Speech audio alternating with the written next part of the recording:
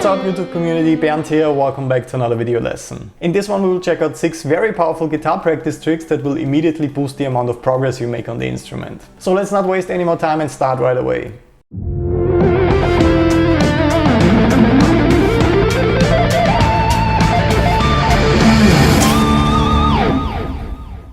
This video serves as a little guideline on how I approach practice sessions and routines nowadays. The 6 tricks I want to show you today are actually quite easy to implement in your practice routine and have the potential to drastically change your playing if you're consistent. So here's trick number 1.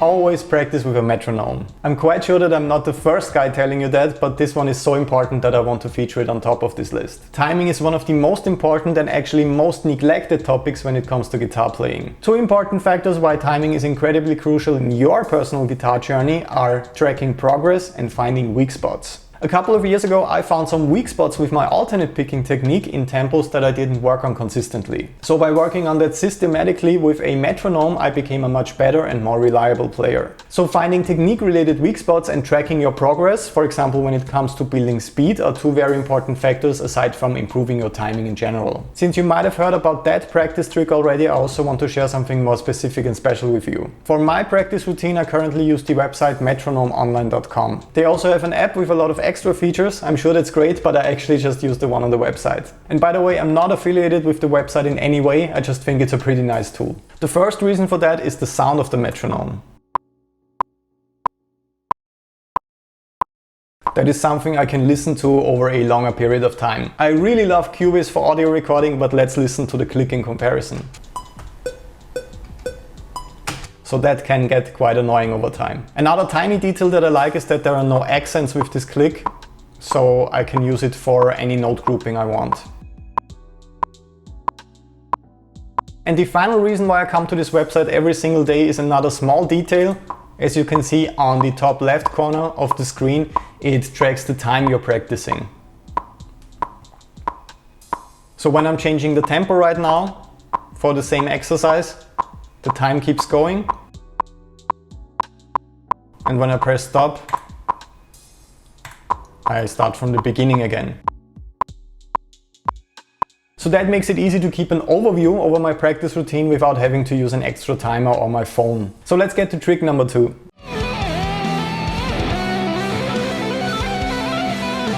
This one is called daily practice routine. This one is so important for me that I even made an entire video about it. When you turn a daily practice routine or at least a 5-day per week practice routine into an effective habit in your daily life, you will make massive amounts of progress. So routine makes you a much better player, and it's much more effective to practice every day than to have a 3 or 4 hour practice plan that you do maybe once or twice a week. If you want to learn more about that, make sure to check out the full video I recorded on that. To quickly summarize it here, I have a daily 1 hour practice routine. I divide this time into 4 blocks of 15 minutes that I change up very frequently. That is a very realistic plan that I can do every single day, even when I'm booked in the studio or on tour. In order to turn it into a real daily habit like brushing your teeth for example, I recommend tracking the practice sessions in the beginning. By that I mean you should write down the 4 topics you worked on every day, at least for a couple of weeks in the beginning. So with all this information I want to challenge and motivate you to adopt a daily practice routine starting today. I promise you, you won't regret it. Let's move to trick number 3.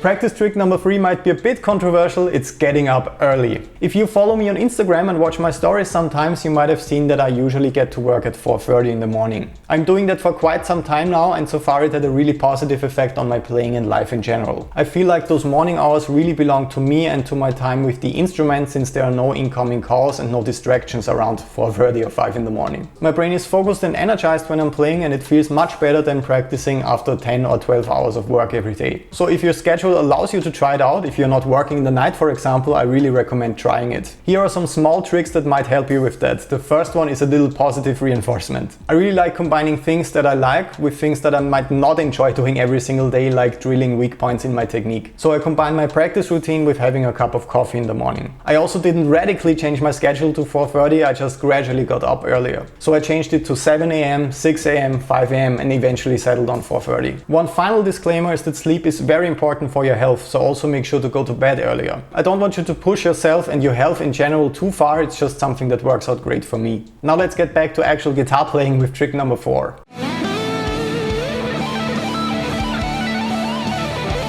This one is called Find and Cultivate Your Personal Strengths. What I mean by that is that you should invest your practice time into the things you will actually need in your career and into the unique things you can do that separate you from other players. That is actually one of my biggest takeaways from studying jazz guitar at the conservatory. In the beginning I did my best to fit in and to become a decent jazz player. Nowadays I really love to include different jazz or fusion concepts in my playing, but back then honestly I didn't really like jazz music that much and I didn't see myself as a big jazz guitar player in the future. The reason why I studied jazz guitar is because I wanted to get better at the instrument in general, and I also wanted to understand music theory. And I went with jazz guitar and not with classical guitar because I wanted to play electric guitar, of course. So in the beginning I was a very average student and my grades weren't that good. Most teachers didn't even know about my obsession with techniques and all the things I could do with the guitar because I was so focused with fitting in and playing the same jazz tunes that everybody else was playing. But obviously I wasn't as good as the other guys that were really into that kind of stuff. The real turning point in my career at the conservatory came when I actually chose to cultivate and show my strengths in the form of playing fast and very tricky fusion songs for the exams. With that I could finally show all the crazy stuff I was actually into in a way that is also accepted by the commission. So to quickly sum it up, in my personal opinion, you will only be truly great at the stuff you really love to play and hear yourself. With all that said, let's move to trick number 5 now.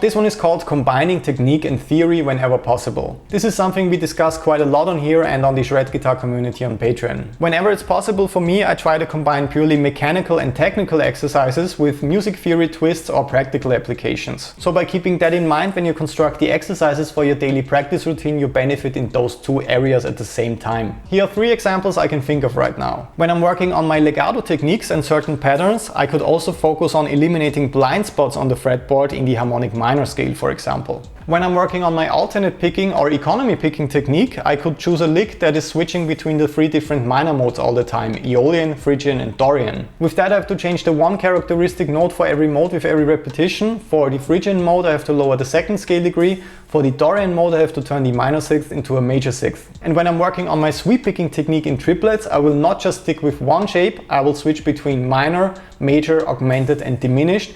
And I will memorize where the 3rds and 5ths are located in every single shape. So with that mindset you will make a lot more progress than with separating technique and theory completely. And finally, here's practice trick number 6.